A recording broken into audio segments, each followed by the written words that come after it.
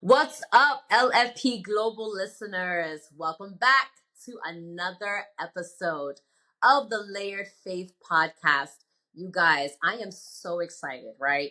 You know, we've been doing the seven mountains, right? So I've been having guest speakers come on that are dominating on the seven mountains. I've had people come in for religion, education, family. This time we are dominating or speaking about the mountain called business. And I am elated. I am ecstatic. Like, I am super, super excited. Why? Because if you know me personally, you know I'm about my business. Okay. So I am super, super happy to have just someone who is it. I can just call you a business tycoon at this point. I can call you like, I'm going to start calling you Money Making V because you are just killing it out here. Guys, I literally had to take a screenshot of some of the stuff that he's done because I am so impressed to have this guest speaker on. I'm going to let him, of course, introduce himself, but I am still stuck on the fact that this is someone who used to be a former financial consultant, mergers and acquisitions in excess of $5 billion. I mean, huh? Okay.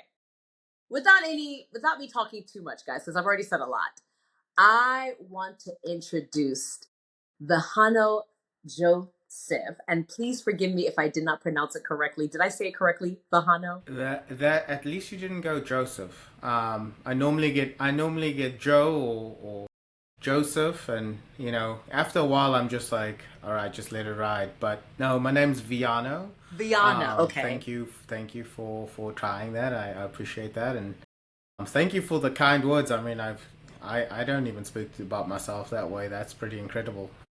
Yeah. I guess we get caught up in the day to day and we just do what we have to do, right? So, yeah, when Yeah, you no, take a step back, definitely. you're like, wow, No, I guess that was honestly. a mountain. Yeah. No, honestly.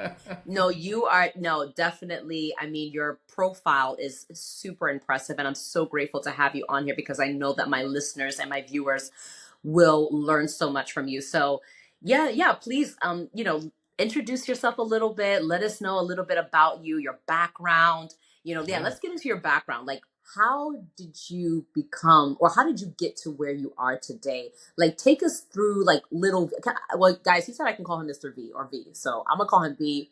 You can call him Mr. Joseph or, but please take us through your childhood a little bit. Mm. And, like what was that like? And when did you know that you wanted to be an entrepreneur, a business owner, and do it at a high level at that? Yeah, great question. So, I'm originally from Cape Town, South Africa, Hmm. and I'm a chartered accountant by trade, which is your equivalent here in the US is a CPA. And Okay. we're a little bit different, I think, in the sense that we're a little bit more entrepreneurial. At least some of us are. Yeah. I've always been someone that's been fascinated with business, and if I take it back to my childhood, I'm always fascinated with how things work. Yeah. So I think I have more of an engineering brain than a Okay. business brain, but I struggle to see the difference. Except I think business people we can sell a little bit better than engineers, to Yeah. speak in front of Yeah. people, which is a skill you learn over the years. So it's not something that is just given to someone. I think you work through it, and you get through your no's to your yeses, and Yeah. it helps you forward. So yeah, growing up as a kid in South Africa, I was the eldest of two. Okay. My parents had two boys, and me and my brother are pretty close. We've done a lot of stuff. A lot of boy stuff where we worked on cars, and Yeah. did a lot of adventuring and stuff like that. So you know, one of the things to go back to the business aspect was my mom will tell anybody the story is whenever I got a new toy or something of this nature, I would always take it apart or break it, or just try to Wow. see how this thing actually works, what the mechanism was. And I guess I've Yeah. always had a healthy curiosity Okay. for how things worked, how were they put together, and that kind of stemmed over into business, and Yeah. my father was a lawyer, Mhm. back home. Didn't come from much. He went from being a teacher, Wow. self-taught to be a lecturer, and then went Okay. back to school and became a lawyer. So, Mhm. I've seen how people go back and improve themselves and have that growth mindset in my Mhm. nuclear family.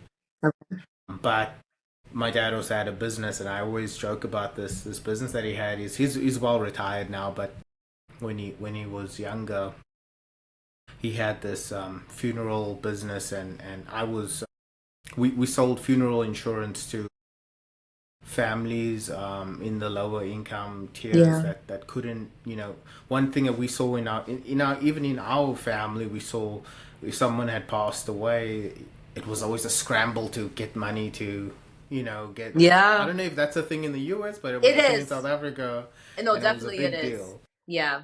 So my dad, you know he decided he was going to fix this problem, right? And so what he did was he went to the big city, Cape Town, and he, Yeah. he met a few people and put together a Mhm. deal where we were buying insurance in a Wow. bulk premium from a funeral coverage underwriter, and Okay. then they would then we would then administrate these policies with churches. So we'd go to churches and give family discounts, and also it's a fascinating business. I wish I would one day maybe I could do it. Yeah, I don't know. We'll see.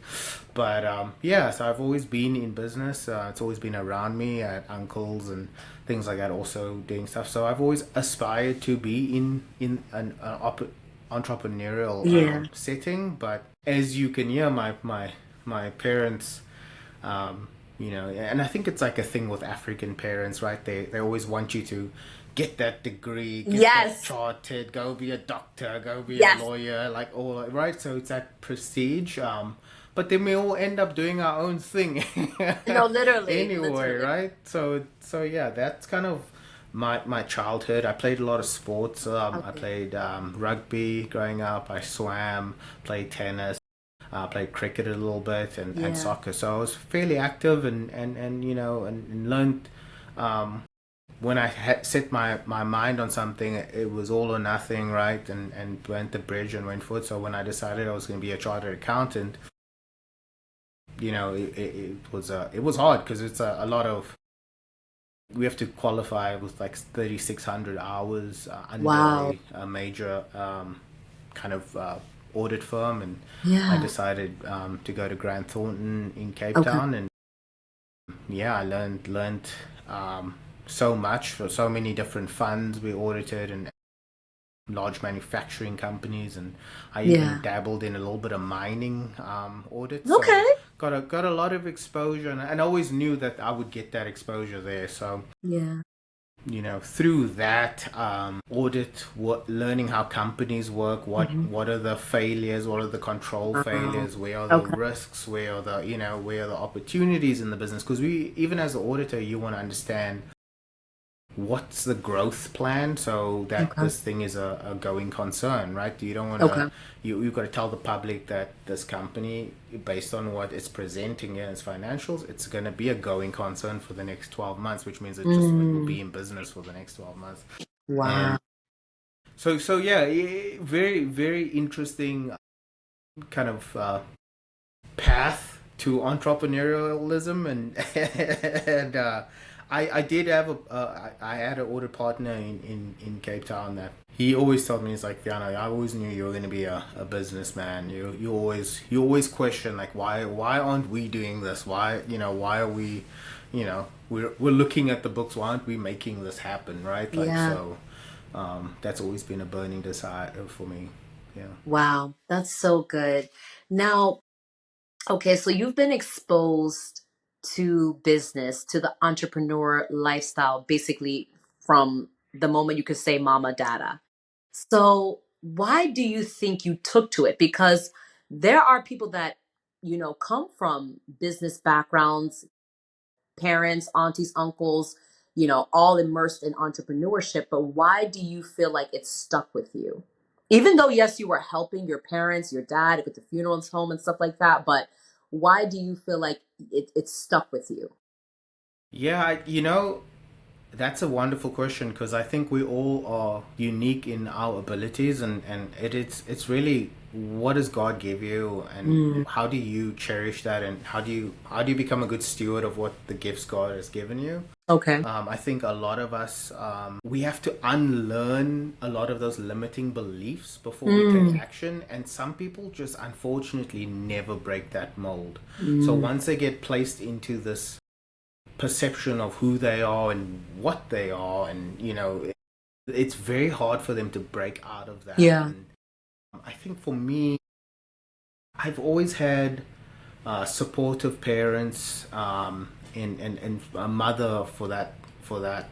My mom's been incredibly supportive through my life, and also corrective. So she would steer me in directions where I would make the decision and we would bounce it off each other, but it would be like, yeah, that's a great decision because you can always branch off from being a CA into anything. Yeah. I think as a parent myself, like that's something that I want to instill in my kids is like cherishing growth and saying, hey, it's okay to scrape your knee, it's okay to take that risk, it's okay to Yeah. fall down, because what you don't want to be and what you don't want to do is have a brilliant idea go lay down in a cemetery, because that's what happens. Yeah. There are millions of great ideas that never came to make an impact in this world, or Certainly. further on something else, or add on Yeah. to something, improve Yeah. something. It never came to fruition because it's laying in a graveyard somewhere, and Jeez. that's the unfortunate truth about limiting belief. So I don't have the exact answer for that, Yeah. but I think I've been nurtured in a way where I'm okay to take that risk, and it's a calculated risk, and if I get it wrong, I get it wrong. Yeah. Life is too short for you to be afraid to Yes. take action, Yes. and put it all out there. I have a funny story from my rugby coach. We used to play. I made the first team, which is like I think a varsity in the US, and Yeah. I was the smallest guy on the field, and it was like, but I would always tackle the biggest guys. I would always have to show my worth, because it was such an honor for me to even make this team. Yeah. One of the things that my coach used to say was, no partying on Friday, because our game's on Saturday, right? So no Yeah. partying on Friday, and we Yeah. were 18-year-old boys, and we there's always a party Yeah. home thinking about the game, and when you sleep at night, Yeah. you sleep yourself, prepare yourself to say, I'm going to leave everything on the field tomorrow. I don't want to be on my Mm. deathbed and think if I did this move this way or that move that. I always thought about it, I'm like, is this guy crazy? At 18, but it makes a lot of sense. Like, leave it all out on the field. Like, you don't want any regrets later on that you didn't, oh, what if I did this better, if I did that? Yeah. Just do it. Yeah. And they say the richest um parts of the world are in the cemetery Yeah, I because believe it. there's wealth of knowledge, wealth of ideas, wealth of everything that people literally went to the grave with and never fulfilled. And you did answer my question. Basically, I think in plain terms, I was saying, what was like your aha moment? Like, wait, I am supposed to be in business. I am supposed to be an entrepreneur, even though, yes, I've been around it, but I know that this is the calling that God has for me. Yeah. So, Yeah. yeah, Yeah.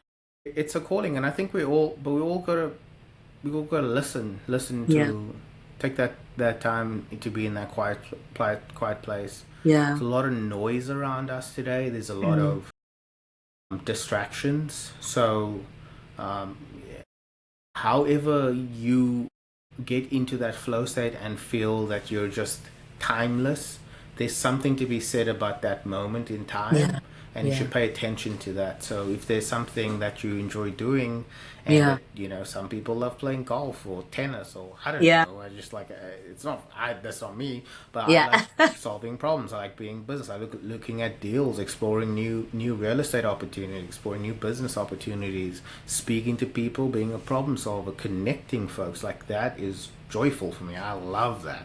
I love speaking to people and Yeah. hey, how can I help? How can I be of service to you? You can immediately make an impact in someone's life Mhm. just by tweaking the slightest little thing, Yeah. and boom, off they go. Yeah. Think about that. You know, as you interact with people, Yeah. we're all connected. We all just need that little love and support where we can Yeah. say, hey, I believe in you, man. Go do it. Hmm. I So I love think that. that we need more of that and less of finger pointing. I And know. No, I oh, agree. it's been a heavy season, with Yes.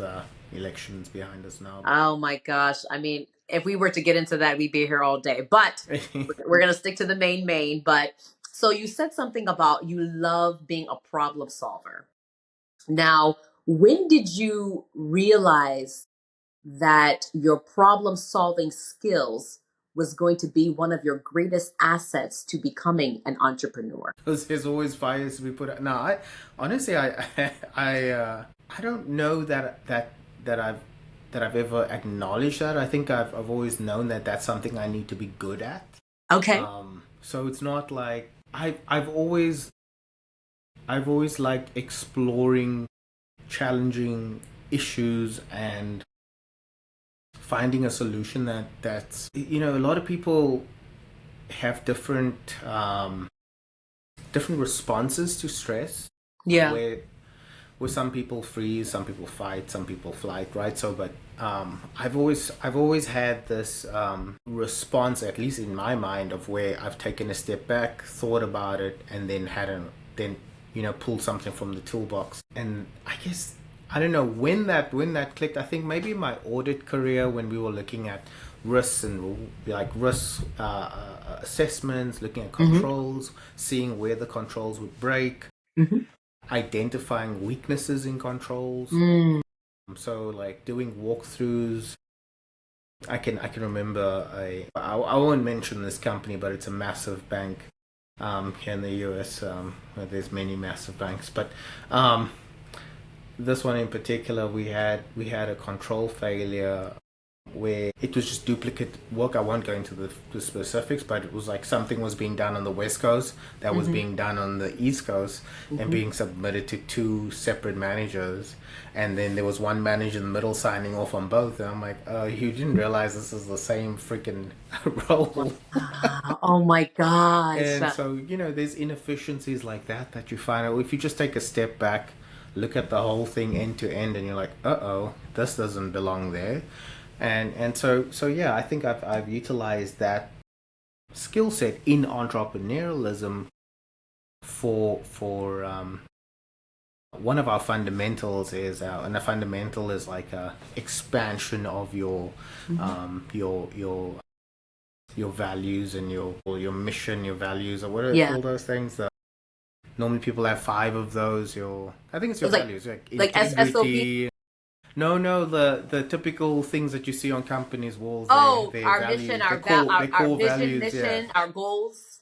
Yeah, so normally you have like integrity, whatever, Hmm. but Oh, like okay. Yeah. Yeah. Yeah. integrity to you is different than integrity to somebody else. Like Hmm. so, we've adopted something from the Ritz Carlton world, which is Mm. fundamentals, which is a what does right look like. So one of the fundamentals is look ahead and anticipate, because when you have multiple departments doing different things, Sally in procurement doesn't give two hoots about, Jenny in accounting when she Hmm. puts in the wrong purchase order or the wrong number in this order Yeah. block, and now you've got to spend all this time researching on the one end. So look ahead, anticipate, know that there's a downstream impact, and that was something very hard to get your lower staff to get through and understand those types of things. And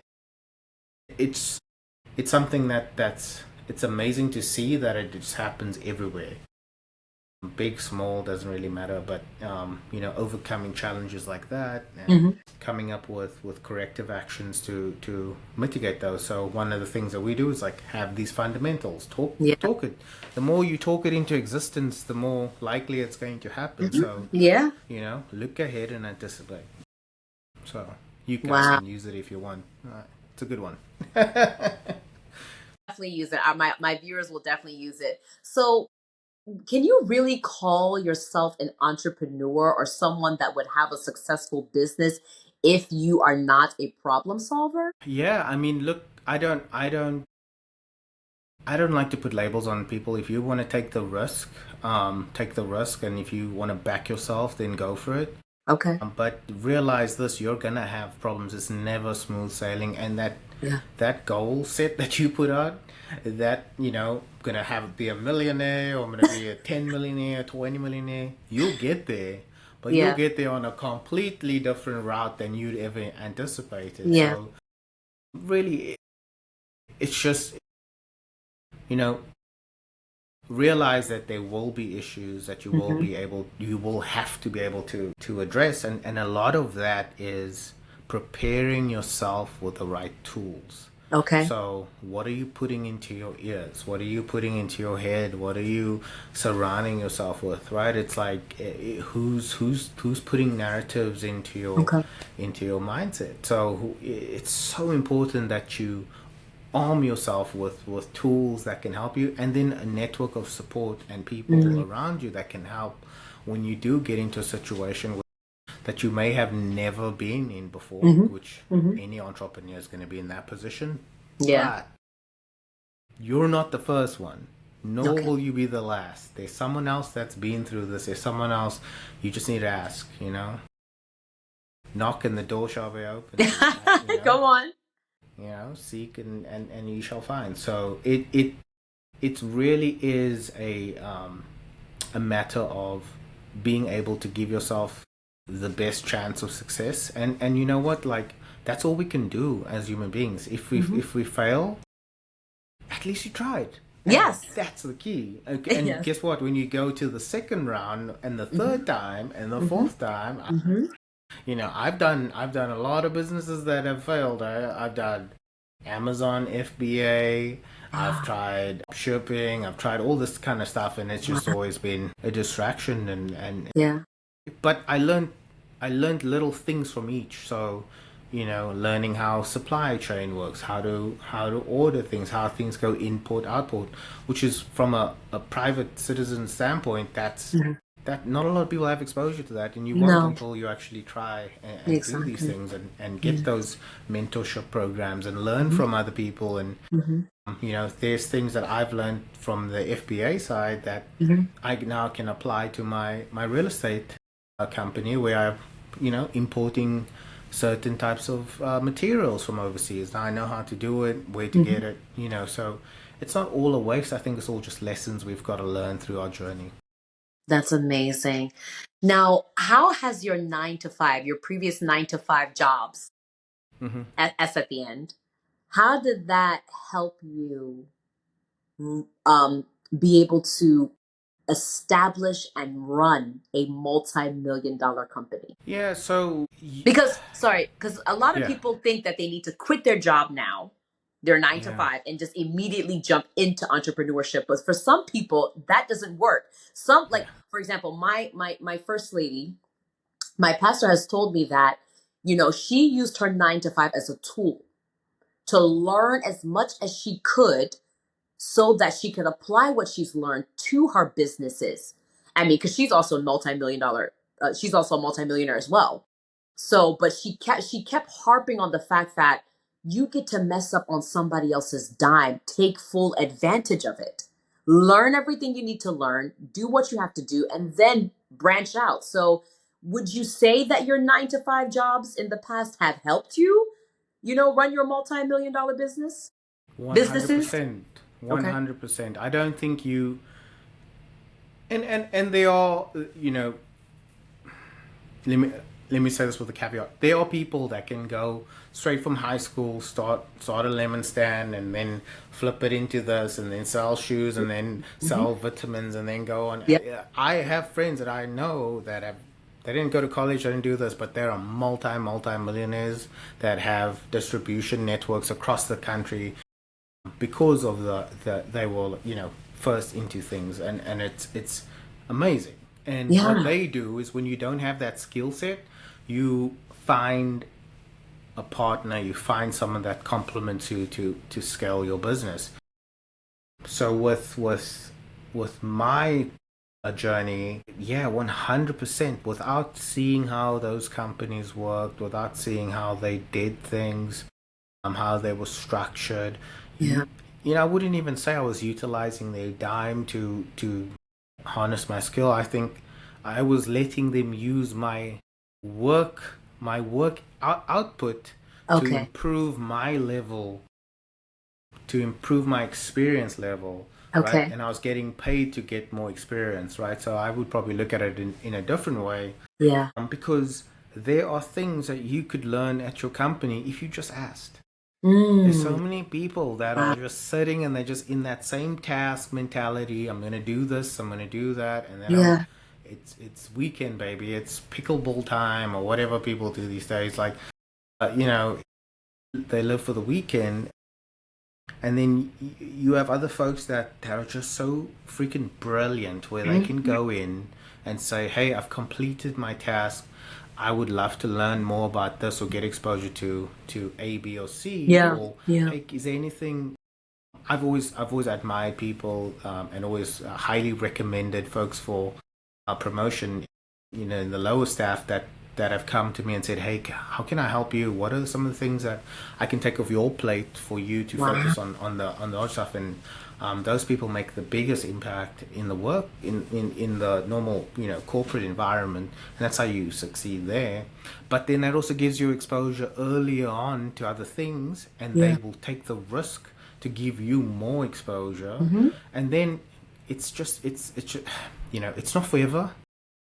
No. It's you by the time you get to managerial level, and this is Hmm. some of the folks in their 20s that just seem so daunting right now, right? Like, I remember I was like, Yes. Talk to I'm them. just grinding away, I'm doing all these hours, and it's like, when am I gonna get my promotion? Why does this, these people have this, and you get that envy. It's just it's really a thing of take a step back, relax, glean as much experience as you can from this, because you never know what your next journey is going to show you, what the next chapter in your life is going to show you. Yeah. And maybe you can and comment in on this, but I've noticed that every 7 years something significant changes in one's life, like seven Mm. to 10 years. Like, there's always something that and yeah, you get 10 years older or 7 years older, but Yeah.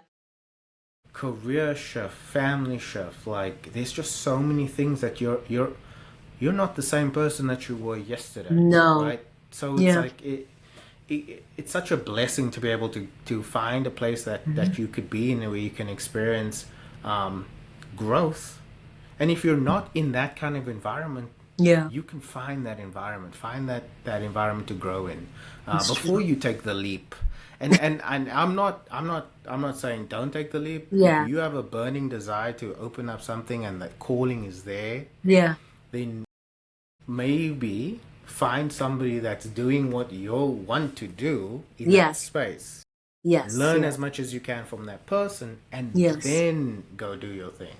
Because there's a lot of people that jump out, and then they jump into something, and then they're not ready, they're not equipped, and that's how you get burnout, you get fatigue, you get failure, Yeah. which Yeah. again I guess is okay if that's you want. But Yeah. I 100% agree with your first lady, like, you know with working while you Hmm. figure out. So work on your main job, Yeah. excel at that first and foremost, like, to the Mm. max, and then work on your side hustle, or whatever people call it, your Yeah. work on your your passive endeavors, and then so you can start to build your fortune.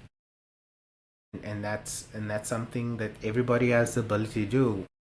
something that we all should realize is Yeah. we all have the same 24 hours. And there's just somebody that's outworking you today. There's somebody working harder than what Yeah. you think you're working hard, but there's someone doing 2 to 3 jobs worth of work Jeez. in like in that same hour. So Wow. how do you get there? How do you open your eyes to those opportunities? And Yeah. it starts by education, it starts by Hmm. listening, it starts by seeing others perform at the level that you want to perform at. Hmm. Funny story. I know I'm babbling on here, but No, go ahead, um, flow. No, we are loving this. We're soaking it up. the I know I the am. the first 4 minute mile was thought to be inconceivable that anybody could run a mile in under 4 minutes. And all it took was in I think it was in the 20s that one person ran it under a 4 minute mile, and immediately after there were so many Wow. 4 minute miles, sub 4 minute miles being run. So it just Wow. we are quite interesting creatures, us Yes. humans. Once we can see once we can see it, for the naysayers, once we can see it, we can believe it, and then for the Yeah. visionaries, once we can think it up, it's there, right? So Yeah. it just shows you that anything is possible. No, literally, literally. And I love that. Now, what do you say to someone who, again, with the 9 to 5, but because you mentioned, so you said do the 9 to 5 and do it very well, do it with excellence. What do you say to someone that hates their job, but they have to stay there because they have bills or they have a family to take care of or they have other responsibilities that require them to have finances available? So, how does someone work with excellence at a 9 to 5 that they hate, even though they know that the end goal is for them to have their own? But I've also learned that it's important for you to take care of others so that when it's time for you to have your own, other people will come and take care of yours as well, if that makes sense. Yeah, yeah. It's like that give back Yeah. principle, right? The more you give, the more you get back. Yeah. Um, Great question. I'm gonna have to paraphrase my man David Goggins here. Just do it. It's gonna Just do suck. it. It's Okay. gonna suck. There are just things that are not great. You Yeah. just have to persevere through it, because if you know there's something better on the other side of this Yeah. pain, and that better on the other side of this discomfort, Yeah. then you just got to stick to the goal, and just know that you're going to achieve it. There is no magic pill other than discipline. There's no shortcut. Everything that comes Discipline. easy is gone. It goes easy, right? So the things that take discipline, that take time, that yeah, just do it. That's my advice. Just do it. Just do it. And I'm sorry that position of life where you're doing a job that you hate, or you're not fulfilled by it. But there is a choice that you can make, whether to stay in that same position or stay in that same job, or improve yourself to take yourself to the next level so you can go and change your circumstance. I Yeah. I had that same feeling. I worked very briefly in corporate America after being a consultant for so many years. Consultant is like the fast lane. Like, so now you've got the fast lane, you've got the HOV, or that lane, and then Yeah. you've got the jets. You just fly over the traffic. Yeah. So Yeah. so that's what consultancy is, right? Like management consulting, you're working with the top Fortune 50 companies on complex problems, like major issues, things that need to be fixed. They're not calling you for fun things like, hey, come hang out with my kids on the weekend. No, this is like something's broken, something needs to be fixed, or they need to implement a nationwide overhaul or something like significant. So you do spend your for me, that's why I spend a lot of time in that high pressure situations, high stress situations. And um, I then moved into corporate America, and I worked in a large public company. And I just realized that, like, the one day I was sitting in a conference room, and I just said, like, hey, I'm never going to sit in this conference room. It was March of, gosh, I don't know, March of 2019. Okay. No, 2018, March of 2018. I said March 2019, I'm not going to sit in this office. Now, if Okay. you did the math, we wouldn't have, none of us would have been in the office in 20. Oh no, it was 2020. None of us No, would have been in literally, the no, office. literally. So you were right. You So, were right. yeah, and I decided no, like I had already been doing real estate on the side, and I Okay. started with a duplex in Yeah. Tampa. So 2 unit, it wasn't a 300 unit complex, it was 2 unit. Okay. Some people start with a single family, Wow. and I tell you, like, if you want to learn about wealth and wealth creation and all that, you just start with one. Start with Mhm. one stock. Buy Okay. one stock. Okay. Start with one property. Start with one business investment. Start with Okay. one bond purchase, right? You don't have to have everything figured out and all that. You just have to learn Mhm. through experience. And then once you're in that niche, then find the experts, work with them, learn from them how to do it, how they scaled, how they grew. We tell you, they started with one, Yeah. Yeah. and then No, two, literally. and then three, and then scale it up. So if that's helpful to anybody, it's like, don't put yourself under so much pressure.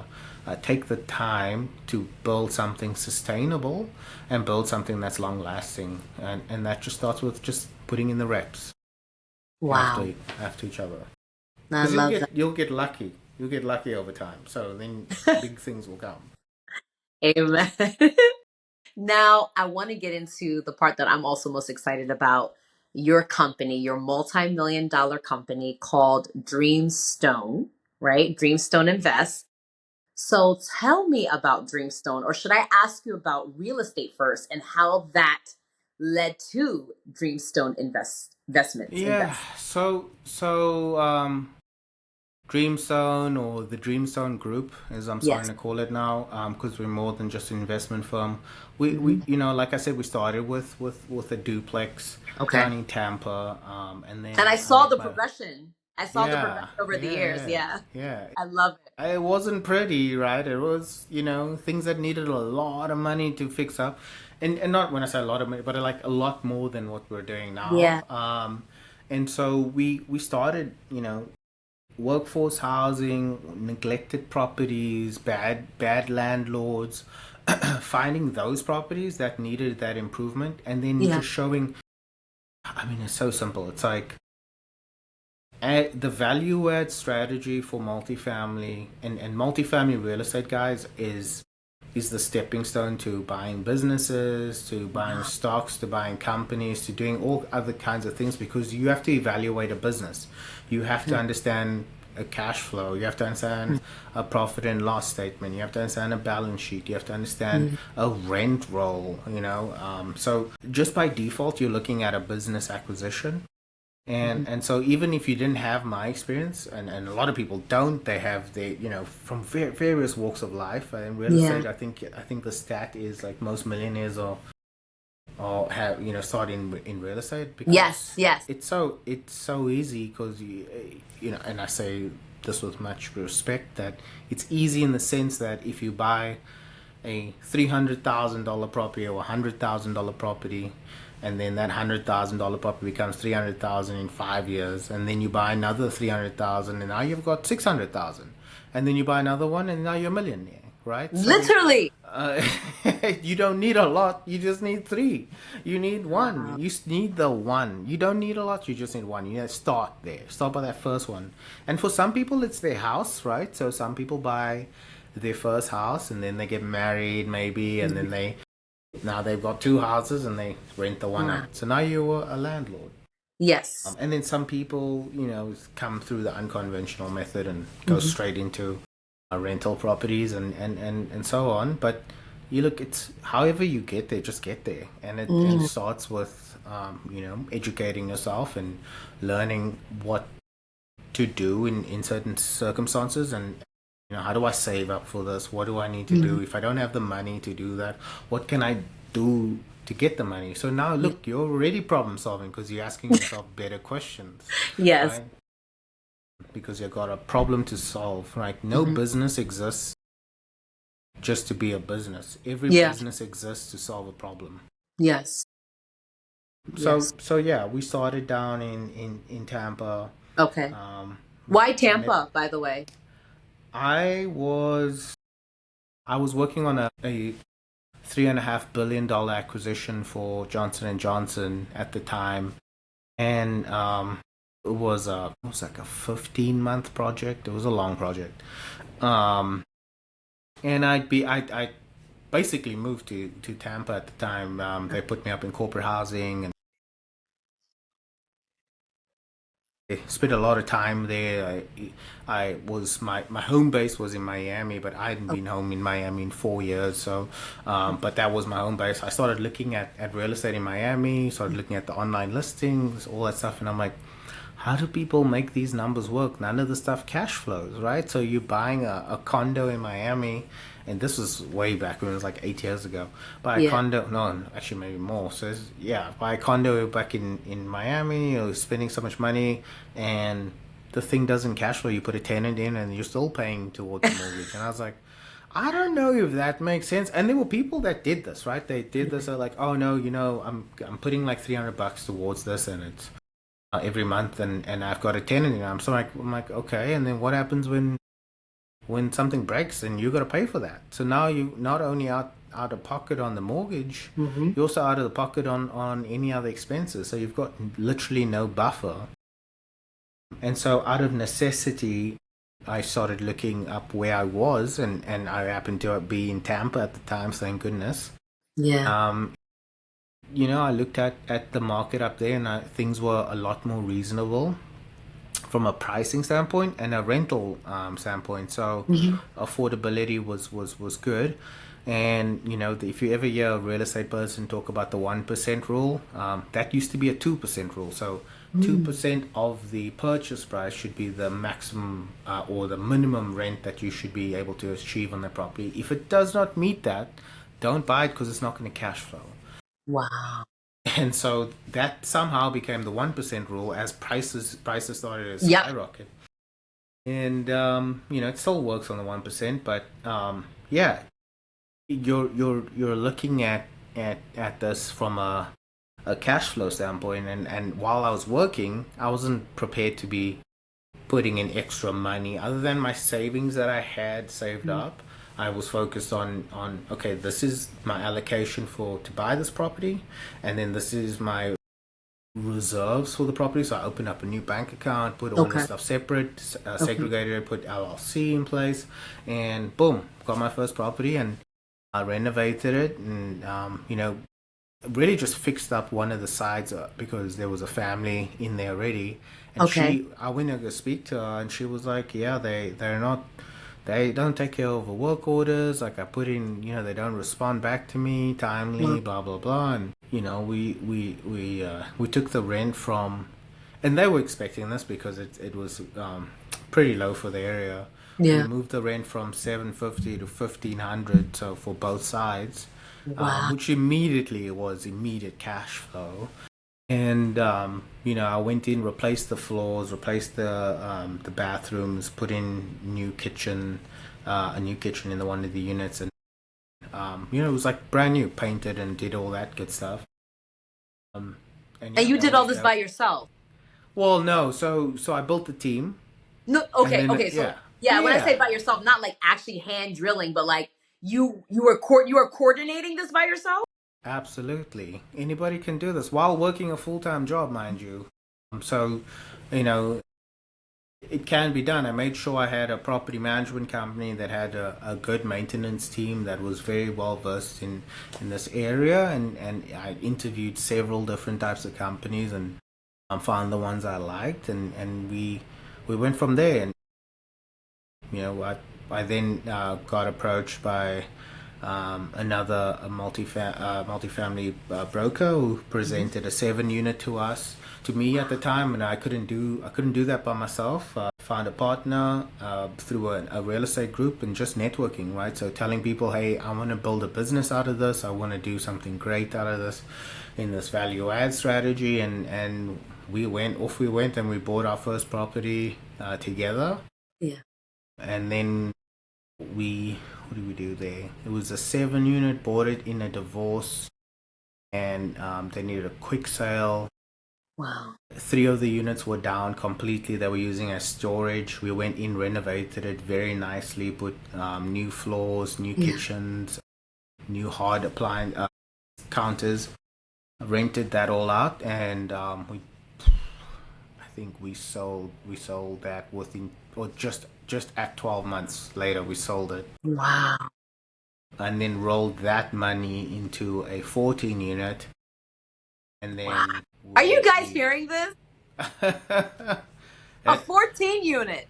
yep, Oh. and that was closer to us in Tampa. I think by this time I was back in Okay. partner in Tampa. He had the, or has the construction experience. So he worked in construction Yeah. for several years for a shell contractor down there that built houses for Lennar and Pulte. So he knew what like a toilet costs and what would be Wow. needed. Like, and I knew the finance side of things, how, what's financing strategy, what strategy we need to deploy on certain types of assets, and what would work. And yeah, it was just really a good match. We went and we got our 14 unit next, and then we realized we could do this, and there was a lot of issues, oh gosh, a lot of issues, and a lot of problems to solve. I can't imagine. I And can't imagine. we're talking about real workforce housing. Like, people really needed the stuff. We did the renovations that were required, and sometimes it cost us a lot of money to just like take care of like simple things that should have been taken care of by the previous Mhm. owner. But you Yeah. know what? That's our duty for the community, to provide a Okay. safe and affordable place. Okay. And yeah, you get a premium for providing quality, right? So adding Yeah. value to this world is demands a premium, and that's just kind of the model we deployed. And after that, we went on to syndicate our first deal, which meant bring in outside partners. Okay. After we had a track record for that first, I want to say it was like 2 years, Wow. maybe 3 years that it took. We didn't have many units, but we were like, okay, right, we're ready for the next step, Yeah. and this is what we're gonna do, and we planned out the next 5 years, and gosh, it came quicker than you know. Wow. Yeah, And just yeah. like that, you were able. Okay, so then I guess let's segue into your company. So wait, had your company always been called the Dreamstone, and like had you already had Dreamstone the name? Investment. Yes. No, no. So we created that. I created that, and Okay. that was my idea. Dreamstone Dreamstone Investments is kind of our holding company for multifamily and our real estate endeavors. Then we've got several other. Everything has its own LLC. I think we've got like 27 different companies or something like that. But Under the dream. yeah, well, so they're different entities that own properties, and yeah, it's all like it's protection stuff that you have to put in place. As if you don't know, ask your lawyer. Make sure you have a qualified corporate attorney that is well versed in asset protection. Okay. And just we acquired properties through or our interest through that, and then over the years when COVID, kind of for the COVID era, Yes. How did we you guys we survive that? yeah, lots of we survived just because you have to survive. And then the other side of that was communication. Every day we had meetings. Every single day we met with our property management company and had a Zoom call for 15 minutes. Just, hey, how did we go today? Who hasn't paid rent? Why? Any reasons? Because for us, we always told that the workforce, or so, let me give you a little bit of multifamily education here, Yes, listeners. please. So you have the ABCs of real estate. So A class is brand new assets within the last 5 years being built.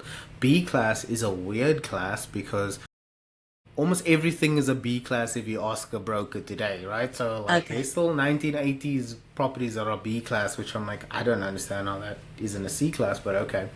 C class is older, so like 60s up Wow. or 80s up, which obviously if you're in the Northeast, a lot of the inventory is older stuff, so Yeah. 1920s, 1910 Yeah. structures are still around.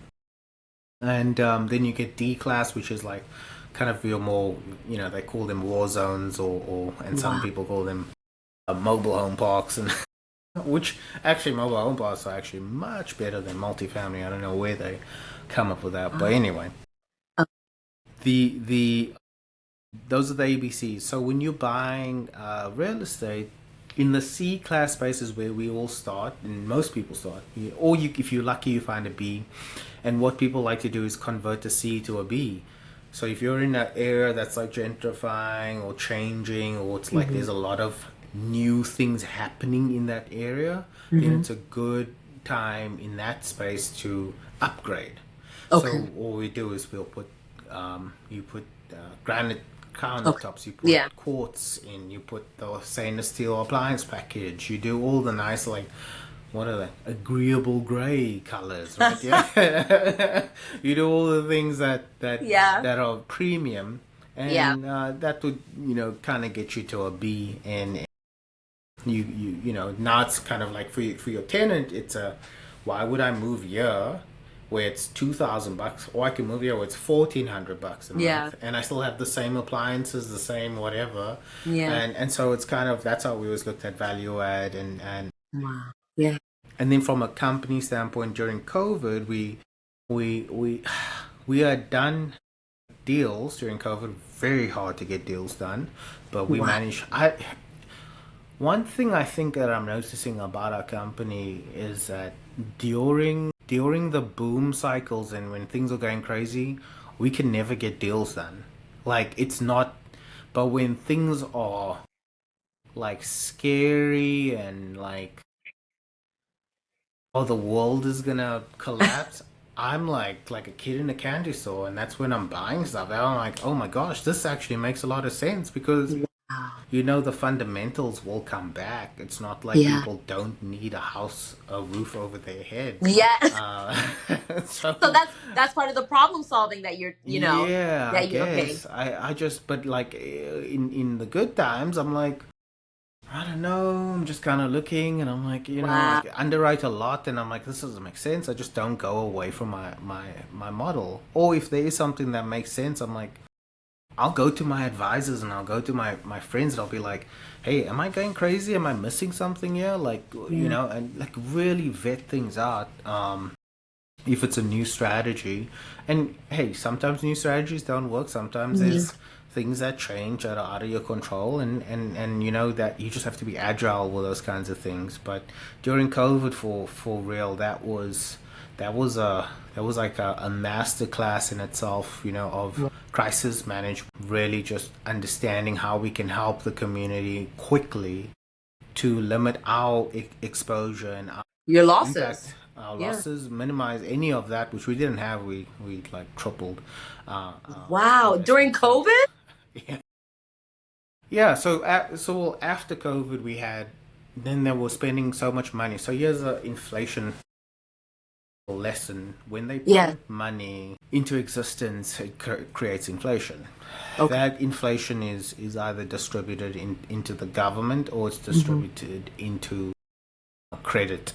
So if it's in Hmm. credit, in the credit market, so whether that's debt that needs to be issued, whether those bonds will need to be Hmm. issued, there is going to be some sort of cash realized in the marketplace. Hmm. And when you don't have a financial crisis or something like that, like we had in '08 and so forth, if we have a non-financial or non-market recession, which was COVID, the last time we had one of those was back in 9/11. Mm. Non It wasn't a really recession, but it was a point in time when the government printed a whole lot of money for no good reason other than to satisfy themselves, because they had done something wrong. Yeah. And Oh my um, gosh. COVID was one of those things where all that money coming into the marketplace Hmm. exponentially increased the bubble, and this was the first time that bubble was inflated by the consumer, because when you're giving checks and what was the other thing, the big scams that was happening, they were getting those loans. Listen, Jeez. PPP loans, the Okay. PPP Yes. loans. Yes. Yes. Yes. So those were forgiven loans, right? That's free money to do what? People went out, they bought G-Wagons, they bought planes, they bought boat. Like, there was a lot of scam, a lot of frauding going on. So all that money circulates in the economy and it Jeez. increases prices, increases everything. So you that owns real assets, so I'm Mr. Apartment owner over here. I have this asset that now the value is going up because my rent, I can charge more rent. People have more money in their pockets. They're willing to spend more, right? So rents keep going up. The rents keep going up. Now my value keeps going up. And I'm like, hey, is this sustainable? No, I'm out. Sold all our properties in 22, most of them.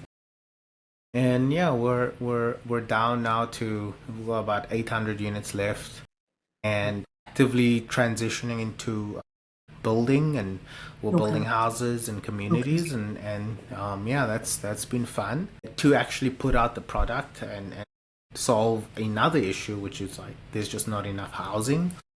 I think we're short 7 million houses in this country, which is insane. Oh my God. And 7 million is a 7 million? egregious number. Yeah, it used to be 7 million. it used to be like 2.5 million. And then, well, just think about this. Huh. 2008 comes along, the market for real estate, specifically real estate, crashes. The Jeez. construction market crashes. There's less builders they've just completely changed careers. Mm-hmm. Realtors, there's just it's a big change in the market, Mm-hmm. in the landscape of real estate. So of course there's less people building, there's less people taking that risk because they were Mm. burnt, and rightfully so. Like, Yeah. if you had nothing to do with this housing boom, you were just building to the demand, right? Yeah. But you weren't thinking ahead and anticipating.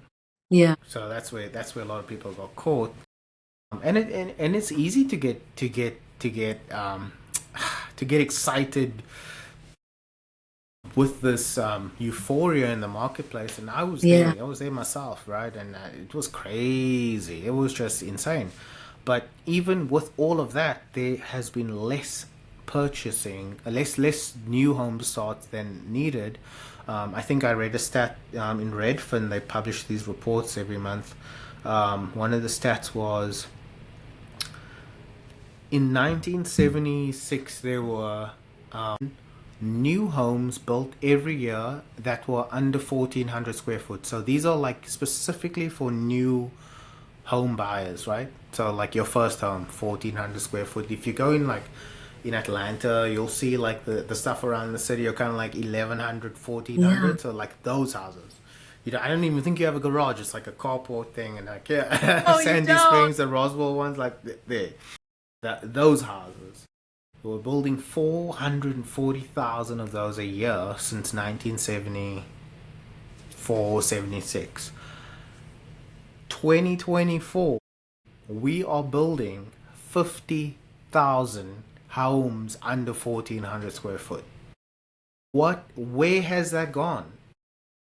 Where? Builders do not want to build small houses with low margin. They would rather go build a big house with big margin because they have to do less. And then Yes. you go look at companies like Lennar Homes who are building in that space. I mean, these guys are building 70,000 plus homes a year, which it's incredible. That number's scary. But 70,000 homes a year yeah, in nationally, one right? year. Nationwide. Yep. That's what Lennar will do. You can pull up their 10K, they're a public company. They're 70,000 plus a year in home builds and actually home sales. So they're probably building more. They're selling like 70,000 a year. But that's still not enough. That's not a dent in 7 million. We're still so much. Like, Yeah, it's billions a year in revenue. Yeah.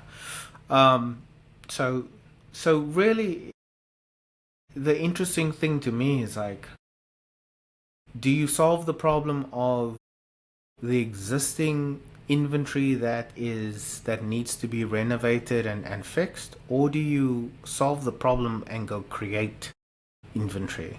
Do we go create new cities? Do we go outside of the cities that are there today, and we go utilize that landscape and we build back better? Wasn't that a slogan somewhere? Back better, right? Build back. Silly, silly. Just build it better. Don't build back. When are we gonna build back? Oh Just build my it better, right? gosh. No, So there's so literally. much opportunity, I think, now to with the right cities, with the right Mhm. people. I think it's interesting for me to see the shift in the workplace where we have a lot of people still working remote.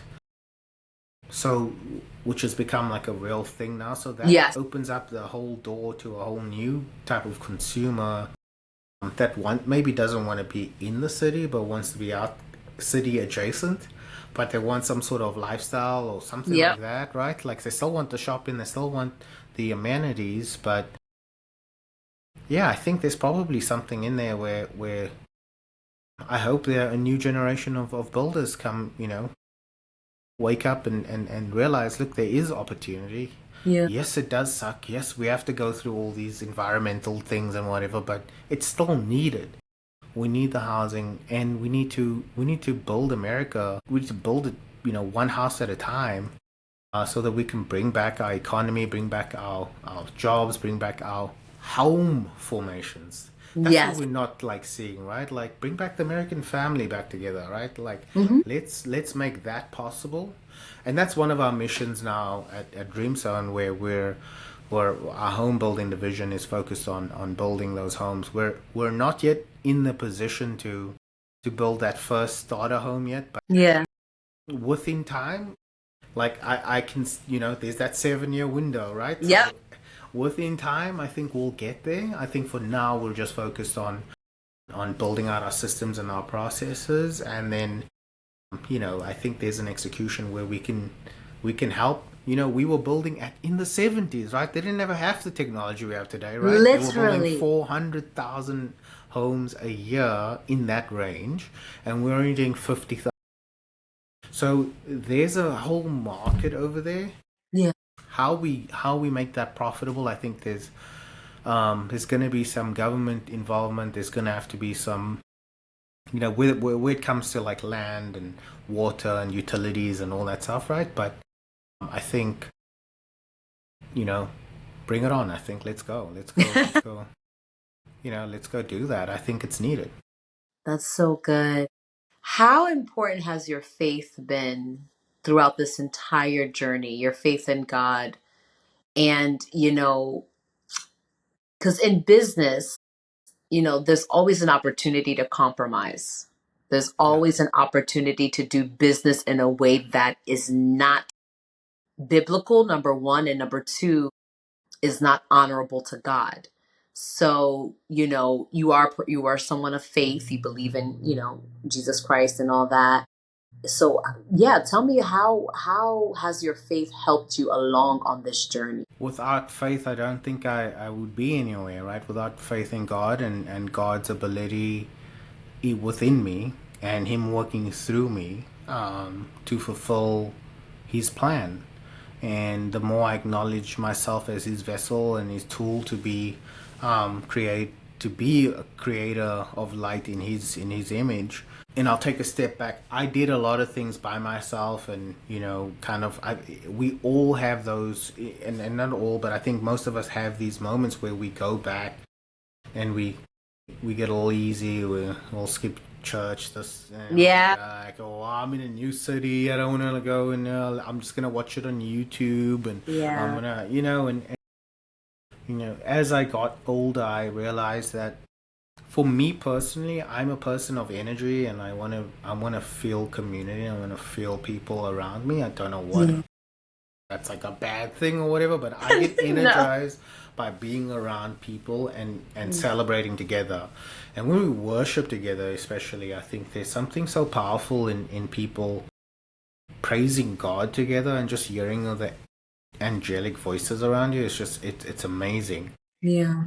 Even more so praying for each other and Yeah. praying through each other.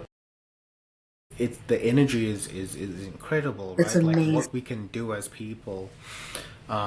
So don't discount the human element of us being together. We all are one. I think that's important. But the the journey that I've been on, and the path back to being a faith based leader. A It's a faith-based leader. I yeah. like that. I like what you just said. Being a faith-based leader. Let's talk about that. Yeah. There's so many. What is a faith-based leader from your perspective? Everything I do is for God. God first, and then my family. God is the head, right? And it took me 35 years to get to that realization. Jesus, I think his phone died.